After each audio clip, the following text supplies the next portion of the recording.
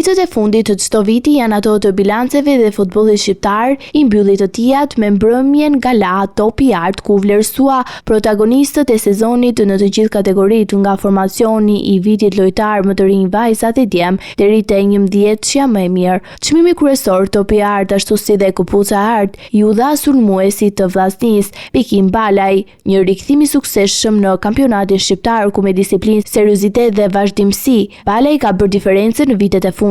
Për futbollin e vajzës, Topi i Art dhe Kupuca e Art shkuan sërish për Megi Doçin, sulmuesen e Vllaznisë, e cila konfirmohej si golshënuesja më e mirë në këtë sezon. Në këtë ceremoni u nderua dhe kombëtarja Kushezit, e cilat ka arritur një tjetër kufi historik me kualifikimin në fazën play-off të botrorit. Mario Mitaj mori trofeun Zemra Kushezi, një vlerësim që vjen drejt për drejt nga tifozat e kombëtares, ndërsa për të dytin vit radhazi Berat Gjimshiti u shpall lojtari i vitit të kombëtares. Trofeu ju dorëzua nga kryeministri Edi Rama. Kapiteni Kushezi nuk u largua pa dhënë edhe një vlerësim për përballjen e ardhshme me Polonin, duke theksuar rëndësinë e kësaj sfide në rrugtimin historik të kombëtares. I ftuari special i mbrëmjes ishte ish futbollisti i Real Madridit, Interit dhe kombëtares së Argjentinës, Esteban Cambiaso, i cili uroi kombëtaren shqiptare për suksese dhe shprehu mbështetje për ëndrrën e kualifikimit në botror. Ndërkohë, vetë Bekim Balaj, pasi mori 2 trofet kryesore të mbrëmjes, u shpreh se do të ishte i gatshëm të hiqte dorë nga çdo çmim individual, vetëm që Vllaznia të shpallej kampione,